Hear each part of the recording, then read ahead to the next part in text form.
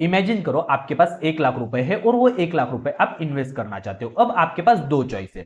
Choice one, आपके behalf पे एक एक्सपर्ट फंड मैनेजर आप हायर करते हो और वो आपके बिहाफ पे अब कंपनी चूज करेगा। और चॉइस टू, आप इंडिया की टॉप 50 कंपनियों में आपका पैसा डायरेक्टली लगा देते हो। अब सवाल ये है कि इन दोनों में से कौन सा ज्यादा पैसा बनाएगा, इंडेक्स फंड या एक्सपर्ट फंड मैनेजर। और यही आज की इस वीडियो में हम एकदम सिंपल लैंग्वेज में समझेंगे। सबसे पहले इंडेक्स फंड समझते हैं। मान लो इंडिया में 50 बड़ी कंपनी है, जैसे कि रिलायंस हो गया, टीसीएस हो गया, इंफोसिस हो गया, एचडीएफसी बैंक हो गया, और इन 50 कंपनियों का एक ग्रुप है और आप डायरेक्टली जाके ये 50 कंपनियों का टॉप ग्रुप जो है वो आप बाय कर लेते हो। ये होगा इंडेक्स फंड बाय करना। अब एक्टिव म्यूचुअल फंड, यहां पे एक प्रोफेशनल मैनेजर होता है जिसका काम होता है आपके बिहाफ पे कंपनियां एनालिसिस करना, कौन सी कंपनी अच्छा परफॉर्म कर सकती है ये डिसाइड करना, कौन सी बाय करनी है, कौन सी सेल करनी है, कौन सी कंपनी यहां से अच्छा ग्रो हो सकती है, ये सब डिसाइड करके उसके बिहाफ पे अच्छी कंपनियां चूज करना। मतलब जो इंडेक्स फंड होता है वो हमारे मार्केट को फॉलो करता है और जो एक्टिव म्यूचुअल फंड होता है वो मार्केट को बीट करने की कोशिश करता है। इसको एक क्रिकेट के एग्जांपल से समझते हैं। मान लो हमारे इंडियन टीम में 50 क्रिकेट प्लेयर बहुत अच्छे हैं।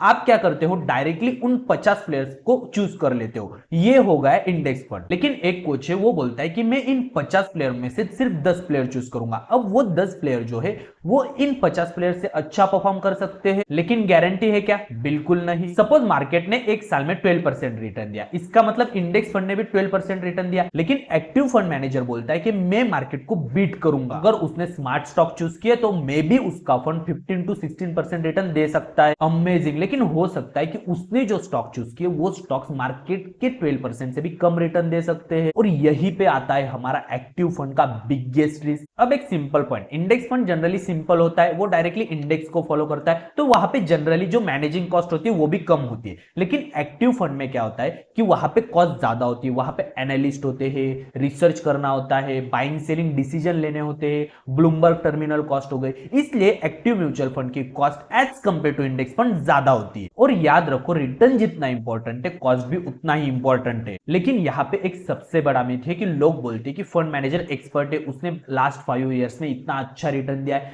लेकिन कभी भी पास्ट रिटर्न देख के हम फ्यूचर रिटर्न कह नहीं सकते। कई बार ऐसा होता है कि कई फंड मैनेजर कुछ सालों में अच्छा खासा रिटर्न दे देते, लेकिन बाद में उनका रिटर्न उतना अच्छा नहीं होता। इसीलिए याद रखो कि जरूरी नहीं कि वो आगे भी वैसा ही रिटर्न दे और मार्केट की सिचुएशन हर बार सेम नहीं होती। तो final question, active mutual fund choose करें या इंडेक्स फंड चूज करें? तो दोनों यूजफुल हो सकते हैं। मान लो अगर आप मार्केट के साथ चलना चाहते हो, थोड़ी रिस्क कम चाहते हो, लो कॉस्ट ऑप्शन चाहते हो, तो आप इंडेक्स फंड की तरफ जा सकते हो। अगर आप थोड़ा बहुत रिस्क लेना चाहते हो, अगर फंड मैनेजर अच्छा है, अगर आप मार्केट को बीट करना चाहते हो, तो आप एक्टिव म्यूचुअल फंड चूज कर सकते हो। बट ब्लाइंडली कोई भी फंड मत खरीदना। एक सिंपल रूल याद रखो, इंडेक्स फंड मार्केट को फॉलो करता है और एक्टिव म्यूचुअल फंड मार्केट को बीट करने की कोशिश करता है। इंडेक्स फंड में आपका एक्सपेक्टेशन होना चाहिए मुझे मार्केट जितना रिटर्न चाहिए, और एक्टिव म्यूचुअल फंड में आपका एक्सपेक्टेशन होता है कि मुझे मार्केट से थोड़ा ज्यादा रिटर्न चाहिए, वहां पे मैं थोड़ी सी रिस्क लेने के लिए तैयार हूं। तो नेक्स्ट टाइम अगर कोई बोले कि एक्टिव म्यूचुअल फंड बेस्ट है या इंडेक्स फंड बेस्ट है,